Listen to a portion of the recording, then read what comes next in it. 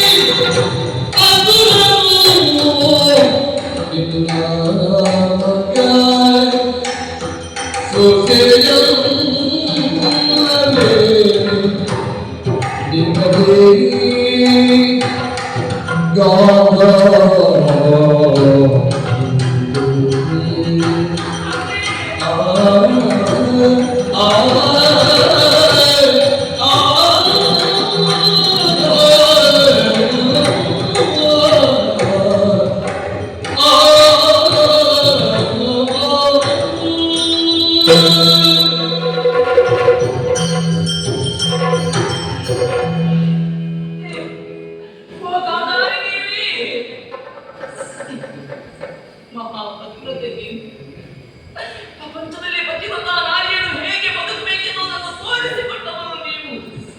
ಪತಿಯಿಲ್ಲದ ಸೌಭಾಗ್ಯ ನನಗೂ ಬೇಡ ಅಂತ ಕಣ್ಣಿದ್ದರೂ ಕಣ್ಣರಿಗೆ ಬಟ್ಟೆಯನ್ನು ಕಟ್ಟಿ ಕಣ್ಣನ್ನು ಮುಚ್ಚಿಕೊಂಡವರು ನೀವು. ಈ ಪ್ರಪಂಚದಲ್ಲಿ ಒಂದು ಮಕ್ಕಳನ್ನು ಪಡಿಬೇಕಾದ್ರೆ ಅದೆಷ್ಟೋ ಜನ್ಮದ ಪುಣ್ಯದ ಫಲದಿಂದ ಸಾಧ್ಯವಂತೆ. ಆದ್ರೆ 100 ಮಕ್ಕಳನ್ನು ಹೆತ್ತಂತ ಮಾವ ತಾಯಿ ನೀವು, ಸುಖಪ್ಪೇ ನೀನು. ಅಮ್ಮ ಅದೇ ನೋಡಿ ನೋಡಿ, ನಿಮ್ಮೆಲ್ಲ ಮಕ್ಕಳನ್ನು ನಾನು ದೂಷಿಸುವುದಲ್ಲ. ಆದ್ರೆ ನಿಮ್ಮ ಮಗ ಈ ದುಶ್ಯಾಸನ ಒಳ್ಳೆಯವರಲ್ಲ, ನನ್ನನ್ನು ಕಟ್ಟಿದ ಎರೆಯುತ್ತಾ ಇದ್ದಾರೆ. ಕ್ಷತ್ರಿಯನಲ್ಲ, ಕ್ಷತ್ರಿಯನಲ್ಲ.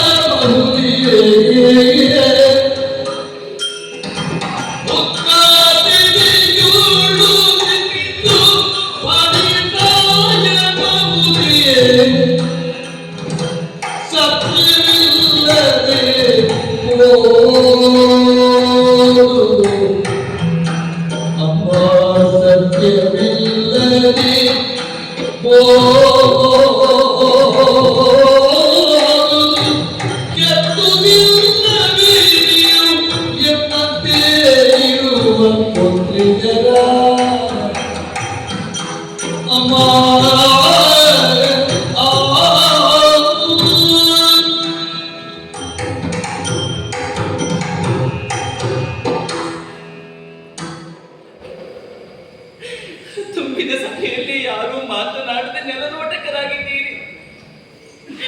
ಯಾಕೆ ಮೌನವಾಗಿ ಕುಳಿತುಕೊಂಡಿದ್ದೀರಿ ಹೇಳಿ? ಓ ತಾಯಂದಿರೇ, ನನ್ನಂತ ಮಗಳಿಗೆ ಜನ್ಮವನ್ನು ಕೊಡ್ಲಿಲ್ವೇ ನೀವು? ಒಂದು ವೇಳೆ ನಿಮ್ಮ ಮಗಳೇ ಇಂಥ ಸ್ಥಿತಿಯಲ್ಲಿ ಇರ್ತಾ ಇದ್ರೆ ನೀವು ಮೌನವಾಗಿ ಕುಳಿತುಕೊಳ್ತಿದ್ರ ಹೇಳಿ? ಓ ಅಕ್ಕಂದಿರೇ, ಓ ತಂಗಿಯಂದಿರೇ, ಮಾತಾಡಿ ಮಾತಾಡಿ. ಯಾರು ಮಾತಾಡಬಹುದು? ಸ್ತ್ರೀಯರಂತ ನೀವು ಅಂಜಬೇಕಾದದಿಲ್ಲ. ಯಾವ ಕ್ಷಣದಲ್ಲಿ, ಯಾವ ಸಂದರ್ಭದಲ್ಲಿ, ಯಾವ ಸಮಯದಲ್ಲಿ ಆಗಿರಲಿ, ಸತ್ಯ ಅದನ್ನ ಇದರ ಬಗ್ಗೆ ಯಾರು ಆಡಬಹುದಂತೆ ಮಾಡಬಹುದಂತೆ. ಯಾಕೆ ಮೌನವಾಗಿ ಕುಳಿತುಕೊಂಡಿದ್ದೀರಿ? ಬನ್ನಿ ಬನ್ನಿ, ನನ್ನನ್ನು ಕಾಪಾಡಿ. ನೋಡಿ, ಹಾವಿಗೆ ಹುತ್ತವೇ ಆಶ್ರಯ ತಾಣ.